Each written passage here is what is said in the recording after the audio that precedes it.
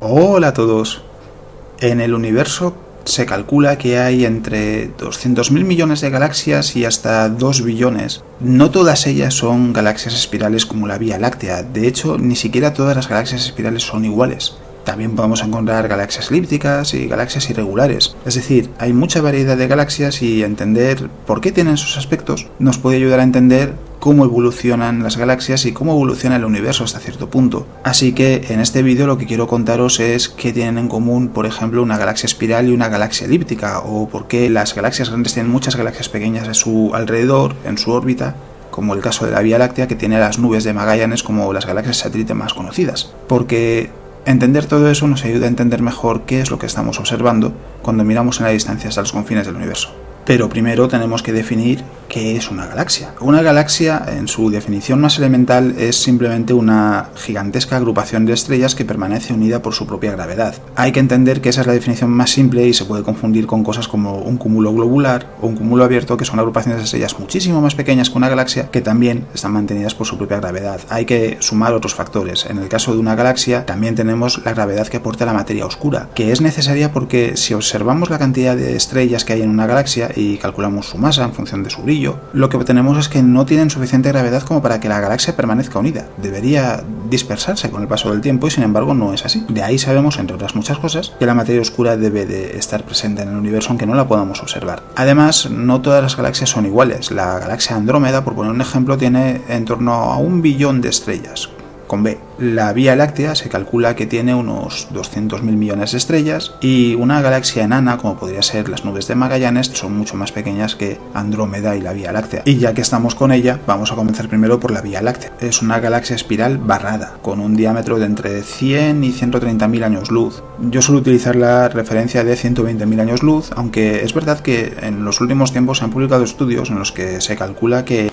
la corona, la región más difusa y más externa de la Vía Láctea, podría ser mucho más grande de lo que se pensaba y podría llegar a tener unos 200.000 años luz de diámetro en total. Así que vais a ver diferentes estimaciones cuando leáis cuál es el tamaño de la Vía Láctea entre 100.000 y 200.000 años luz. Calculamos del mismo modo que podría haber entre 100.000 y 400.000 millones de estrellas en la Vía Láctea. La cifra que se suele utilizar más a menudo, y que es la que uso yo también, es de nuevo 200.000 millones de estrellas. Y como os decía, la Vía Láctea es una galaxia espiral barrada. Y esto es importante porque hay dos tipos de galaxias espirales, las normales y las barradas. La diferencia es que en el núcleo, si las vemos desde fuera, hay una barra que se extiende hasta el límite del núcleo y es de la estructura de la que parten los brazos, en el caso de las galaxias espirales barradas. En el caso de la galaxia espiral clásica, el núcleo es más o menos circular y todos los brazos parten de ese núcleo, no de la barra. Se cree y se ha planteado en alguna ocasión que la barra podría aparecer con el paso del tiempo. A medida que una galaxia espiral envejece, se desarrolla esa estructura en forma de barra en el centro de la galaxia. Es solo una hipótesis, pero podría ser. Hay que decir que a simple vista, desde la Tierra, en una noche estrellada, podemos ver unas 9.600 estrellas. De ellas, la inmensa mayoría están muy cerca, están a unos pocos años luz de distancia. Una de las estrellas más lejanas que se puede ver desde el hemisferio sur es Eta Carinae, que está a 7.500 años luz, pero la mayoría están mucho más cerca. También podemos ver los planetas del sistema solar y algunas galaxias. Por ejemplo, podemos ver la galaxia de Andrómeda, que está a 2,4 millones de años luz. Se puede ver a simple vista su núcleo, que parece una estrella en el cielo, incluso desde lugares con mucha contaminación lumínica. En lugares sin contaminación lumínica hay gente que es capaz de ver incluso la galaxia del Triángulo, que está un poquito más lejos, está a 2.700.000 años luz. Y en el hemisferio sur, si observáis el firmamento a menudo, estaréis familiarizados con dos objetos que son muy reconocibles, que son las nubes de Magallanes, que son dos galaxias satélite y dos galaxias enanas que orbitan la Vía Láctea y que están a unos 200.000 años luz de distancia. Así que cuando miráis al cielo, lo que estáis viendo principalmente en realidad es el vecindario del sistema solar, pero también podemos ver otras galaxias. A grandes rasgos, para clasificar las galaxias se utiliza el sistema de Hubble, que hereda su nombre de Edwin Hubble, del astrónomo que planteó este sistema, y en el que se recogen 4 tipos diferentes de galaxias. Por un lado las elípticas, por otro las lenticulares y por otro las espirales, que además el diagrama tiene una forma de tenedor y comienza con las elípticas, las lenticulares están en el último punto de esa línea horizontal y después se bifurca el camino con un lado por las galaxias espirales clásicas, digámoslo así, y por otro lado las galaxias espirales barradas. Y luego fuera de ese diagrama, pero también es otro tipo de galaxia, están las galaxias irregulares. Vamos a comenzar con la secuencia de Hubble de izquierda a derecha, con el orden en el que aparece, pero luego os voy a contar por qué en realidad la deberíamos leer al revés. Así que primero lo que tenemos son las galaxias elípticas, que se clasifican con ese E0 a E7, la E indica elíptica y el 0 al 7 lo que indica es el grado de elipticidad de la galaxia, es decir, hasta qué punto es elíptica. 0 es que es circular, o prácticamente circular con un grado muy pequeñito de elipticidad. 7 indica lógicamente que es muy elíptica. En las galaxias elípticas lo que encontramos es que ya no hay casi formación de estrellas, son galaxias que ya no forman nuevas estrellas y que en consecuencia están formadas por estrellas muy antiguas, muy viejas, y además no presentan una estructura definida, no hay un disco del que partan brazos espirales ni nada por el estilo, simplemente una gigantesca esfera luminosa que es producto de que esas estrellas ya están en órbitas muy diferentes, no todas comparten el mismo plano en el que se debían de encontrar cuando era una galaxia espiral.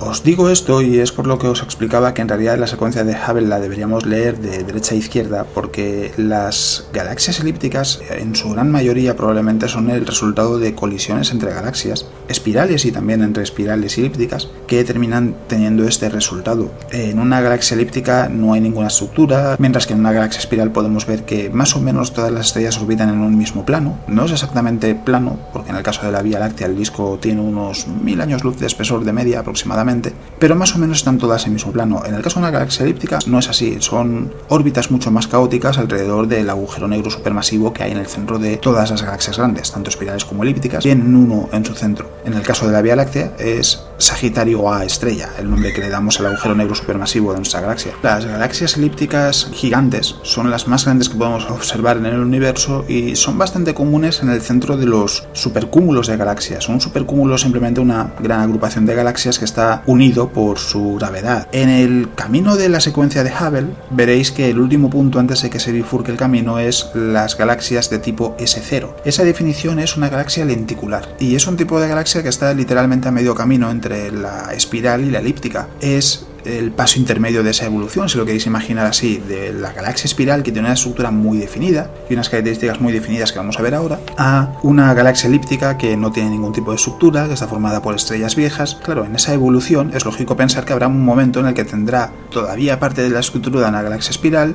pero también ya tendrá características de una galaxia elíptica, y eso es una galaxia lenticular. Veréis que a las galaxias lenticulares y las galaxias espirales también se las llama galaxias de disco. Vistas desde un lado, todas las estrellas o casi todas parecen estar en un mismo plano y en su centro tienen una protuberancia central muy brillante que está formada en realidad por el brillo de miles de millones de estrellas que se concentran en esa región de galaxias tanto lenticulares como espirales. Dicho esto, en la clasificación de Hubble hay una bifurcación, nos encontramos con dos sistemas diferentes, pero que en realidad no son más que la diferencia entre galaxia espiral normal y barrada. Por un lado tenemos las galaxias espirales, que se clasifican con una S y una letra que va de la A a la D. Por el lado de las galaxias espirales barradas, en realidad nos encontramos la misma clasificación, una S y una letra que va de la A a la D, pero acompañamos a la S de una B mayúscula para indicar que es una galaxia espiral barrada, es decir, una galaxia SA es una galaxia espiral de unas características que veremos ahora, y una galaxia SBA es una galaxia de tipo espiral barrada, pero con las mismas características que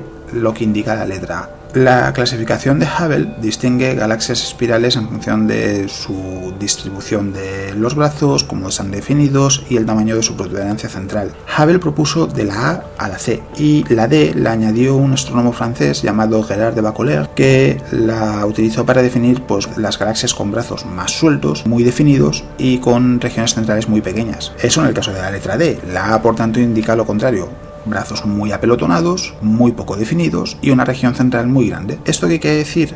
Pues que si nos encontramos una galaxia que está en medio camino entre un tipo y otro, entre por ejemplo el tipo A y el tipo B, la definición será la galaxia de tipo S si es solo espiral, o de tipo SB mayúscula si es espiral barrada, y AB para indicar que está a medio camino entre la A y la B y tiene características de las dos. En el caso de la Vía Láctea es una galaxia de tipo SB mayúscula porque es una espiral barrada B. Hay que decir que aunque no tiene que ver con la clasificación de Edwin Hubble, veréis que a veces también las galaxias se definen con las palabras de gran diseño o floculentas.